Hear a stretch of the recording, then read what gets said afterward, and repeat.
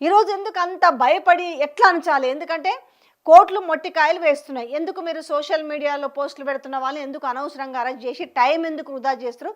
ఇంక ఇలాంటి కేసుల్ని మీరు తీసుకోవద్దని చెప్పేసి ఇటు పోలీసులకు మొట్టికాయలు వేసి ఆ కేసులు కోట్లకు పోతే కొట్టేస్తున్నారు. దీనికి ఏం చేసిర్రు? కొత్తగా పథకం రూపొందించి ఇది తీసుకొచ్చిర్రు. అసలు విషయం ఏంది? సోషల్ మీడియాలో సైబర్‌ని అరికట్టడం కాదు.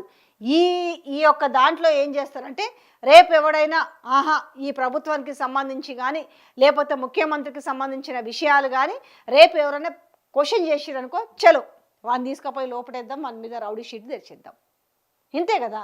అంటే ఏంది? సోషల్ మీడియాలో సరే ఓకే, మీరు తీసుకున్న నిర్ణయం మంచిదైతే ఏం కాదు, కానీ ఆ నిర్ణయం వెనకాల ఎంత కుట్ర దాగి ఉందన్న విషయం అయితే అర్థమవుతుంది కదా. ఎంత భయపడుతున్నారనేది అర్థమైంది కదా. ముఖ్యంగా ఇంకొక భయం కూడా పట్టింది.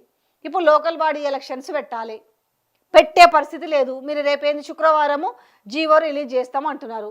ఖచ్చితంగా కోర్టుకు పోతారు. ఆల్రెడీ జీవో రాకముందుకే కోర్టుకు పోయారు. అది ఎట్లాగూ ఇదవుతుంది. మీరు చేస్తున్న డ్రామా బట్టబయలు